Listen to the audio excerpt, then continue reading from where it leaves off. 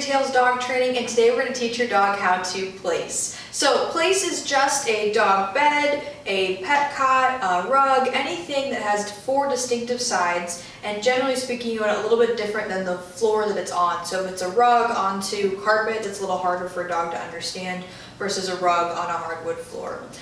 We generally prefer something with a little bit of height to it, so that's why we like the pet cots. The dog has to actually physically step up onto it and step off of it, which is a very clear way for your dog to understand if they're on or they're off, versus a flat surface is a little bit tougher for them. So generally we're going to tell you when you're doing this with your dog, start off with something with height, a bed that's got the cushion in it, or even just the cushion that goes around works really well. And then eventually you can get your dog to place on a regular rug, blanket, towel, anything you want as they get good at this command. We're going to show you here with Romy what the place command looks like at the end and what it should be. Romy, place. Perfect. She goes ahead of me, she puts all 4 feet on, and she stays. We're going to reward that. Good. So what do you need to teach place? You're going to need a leash. Generally we say 6-foot leash. We like leather. You can use whatever you like.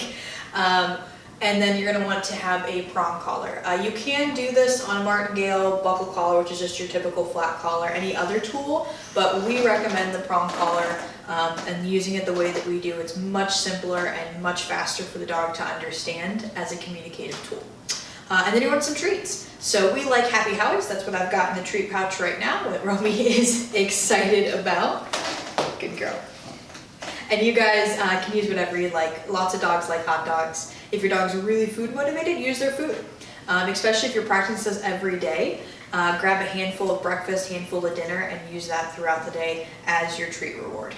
All right, so we're gonna show you the steps into how to actually teach the command, and then how to start doing some distractions and building the idea of, hey, you gotta stay here as we go. So, okay? Good. We're gonna walk up to the place, and this part's really important. We're gonna stop our dog, pause them, because their momentum a lot of times will carry them right up onto the place command. We want them to actually stop and think about it before we send them there, especially once they get really good at this and they start knowing, okay, I see that weird thing, that dog bed, I know to run up and get a treat. So make sure you stop them, and this becomes on your cue. And we're gonna say, place, perfect. Now, obviously, the first time you do this, your dog is not gonna go up quite as easily. They don't have any idea what place means, right? So you have 2 options. You can take a treat and you can lure them up onto it and then actually deliver the treat when all 4 feet are on there, or you can apply a little bit of pressure. So here's a perfect opportunity. Romy stepped off, I applied pressure back, she stepped back on. So I'm gonna show you with Romy what it would look like with pressure. Okay. We guide up, we stop, and I'm not gonna say the word because she already knows it, so I'm just gonna apply the pressure forward, and she's very understanding of pressure. She knows how to turn it off and how to avoid it. So pressure's gonna go forward, she goes right on. Good girl. Good. I'm gonna mark good when all 4 feet are on there to let her know she's done a nice job.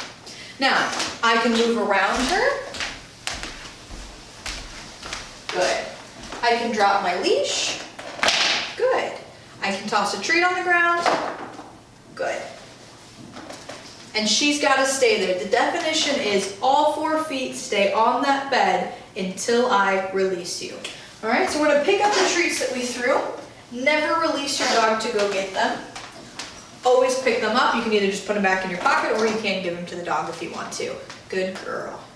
Now, if I wanted to keep her here, so she's brand new to the command, I've just sent her, and she's thinking about coming off right off the gate, right? A couple of things. I like to have my hand at the ready, up above like this. That way, if she steps off, immediately I can apply pressure back. If a dog gets all 4 feet off or makes it quite a few distance away, it gets a lot harder for them to understand to go back on there. If you catch them right when a foot comes off, much easier for them to understand to put that foot back up there.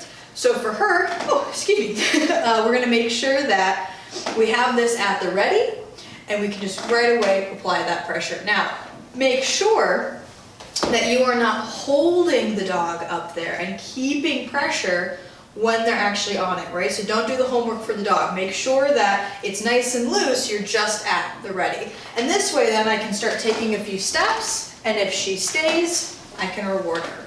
Good girl. Very nice.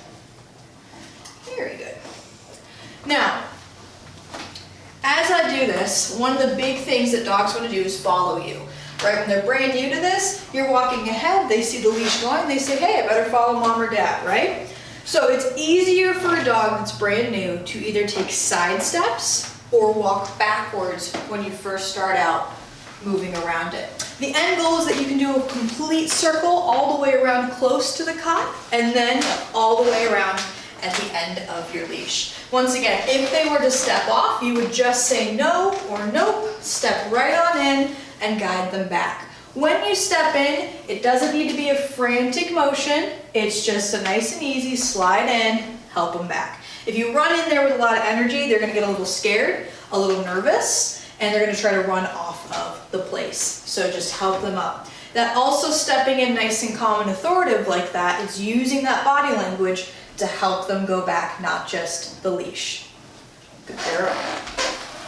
All right, step after that, once you're capable of going all the way around, I like to work on being able to drop my leash. A lot of dogs, the second they see the leash gone from your hand, they're out of there. Good girl. So I like to drop it right in front of their face and see what they do. Some dogs are gonna go, okay, sayonara, run right off. Other dogs are gonna stay, and you're gonna reward that behavior. Good. The last one that I want to work on and be able to see her do is the treat throwing. So for this one, we generally say have your leash on hand, because the first time you toss that treat, your dog's going to go try to get it, right? So leash is in hand. You're at the ready to stop them from getting the treat. You toss it. Try to make sure that you toss it far enough away that if they were to step off, you can block them from getting it. If you can't step over it, that way they can't have it. Guide them back if they step off. Ooh, excuse me again, guys, it's late. Guide them back if they step off and reward them if they stay. Even better, eventually you're gonna get to the point where the dog only makes eye contact with you and they don't care about the treat being thrown. And you're definitely gonna reward that. Good girl. So those are the three things. Walk a circle around, drop the leash, be able to toss a piece of food. From there you can start working on any kind of distractions you want. We call it the 3 Ds: distance, duration, and distraction. So if you live in a busy home with a busy family, you've got plenty of distraction going on normally. I don't need to set up a bunch of stuff that's gonna happen.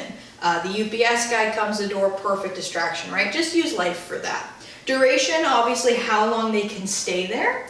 This is a place command that you could use for hours if you really want to. It's a kennel with no walls.